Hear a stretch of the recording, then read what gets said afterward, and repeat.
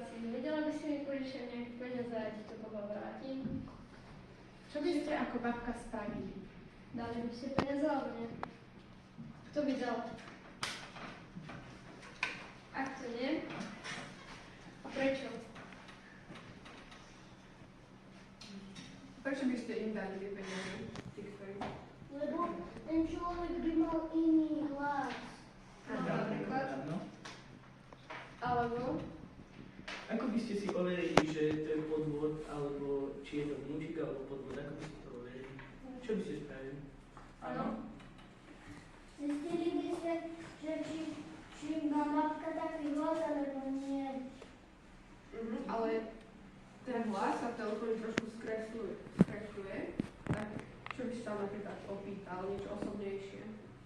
Aby si zistil, že či je to naozaj, o čom si sa spýtal. Že či...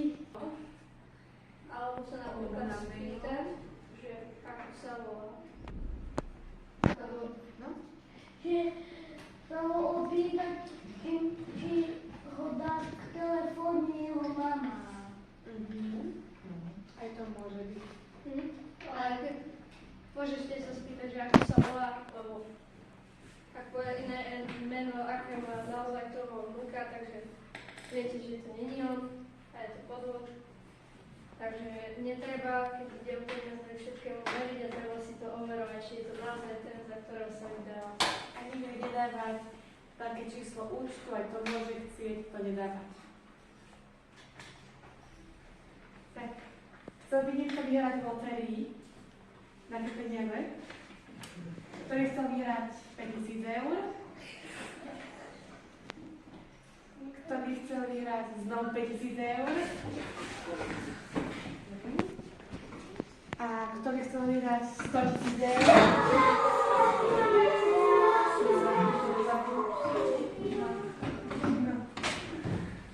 No. Takže to vyhrá asi 100 000 eur, ale tu nám nastáva problém, je to veľmi vysoká suma a bude za to daň z výhry. Môžete hovoriť každý. Čo by ste urobili? Ďakujem za 5000 eur, ale 100 000 ti nedám.